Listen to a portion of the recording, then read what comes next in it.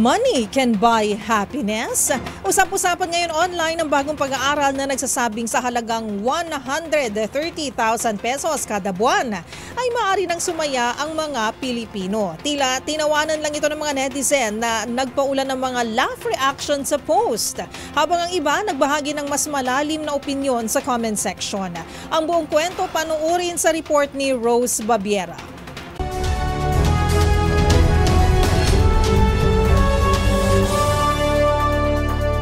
130,000 piso kada buwan. Yan ang halaga para ang isang Pilipino ay mamuhay ng masaya. Batay sa purchasing power ng isang bansa, isama pa ang cost of living dito.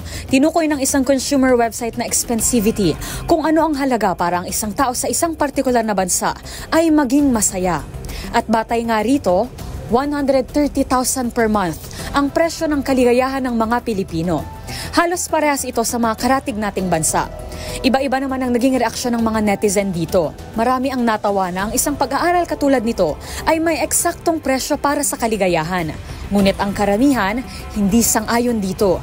May ilan kasing nagsabi na hindi sukatan ang pera ng kasiyahan. May mga tao anya na lumilikha ng mas malaking pera, ngunit hindi pa rin nahahanap ang tunay na kaligayahan. Ang isang netizen naman, nagpahaging ukol sa sistema ng pasweldo at ekonomiya ng bansa. Batid niya ay maraming malungkot na Pilipino dahil sa mababa ang sweldo rito na sinabayan pa ng mataas na bilihin. Ang isa, pinili na siyang magbibigay ng halaga sa kanyang kasiyahan dahil ayon sa kanya, ito raw ay usapin lamang ng mindset. Habang ang iba namang netizen, panay ang hirit na malungkot daw sila.